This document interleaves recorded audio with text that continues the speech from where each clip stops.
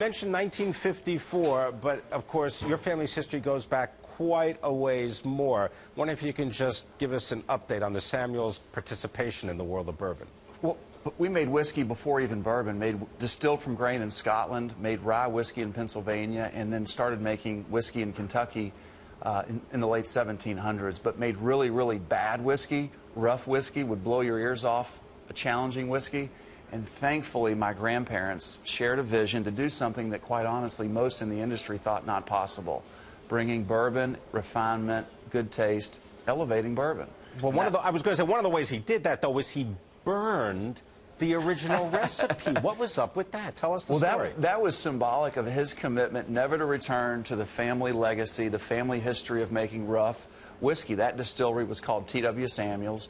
Now, in the process of burning the recipe, he almost burned his house down. So that was always a sensitive topic with him. But he was deeply committed to the vision of a handcrafted, refined bourbon. My grandmother actually designed the bottle, provided the name, only whiskey brand in the world named by a female. And this last week, she became the first female directly tied to a distillery to be inducted into the Bourbon Hall of Fame. So proud moment for our family. Now, Maker's Mark is known for its mark not only for what's inside the bottle, but for the distinctive red top. Tell us how that happened.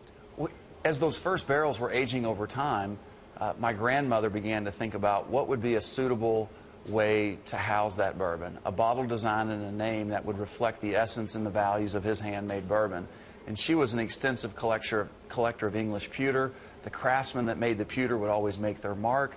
She suggested that he make his mark. So the Maker's Mark is on every label, blown into the glass, every label printed and torn by hand, and it was her suggestion to hand dip each and every bottle by hand, which every bottle has always been hand dipped. So we have one of the more inefficient bottling lines in our industry. All right, but now you're getting to hand dip another bottle of bourbon, and this has to do with the number 46. Has to do with, I guess it was burning the actual oak, the staves that you would insert in the barrel in order to kind of perfume the aging bourbon. Up until 3 years ago, Maker's Mark was the only distillery in the world to make one product.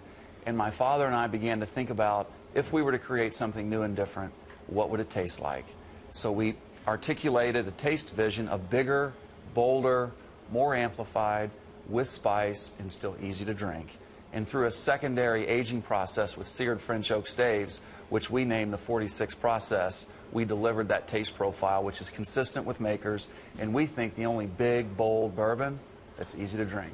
All right, I'm going to ask you 10 seconds. What's your way to drink bourbon?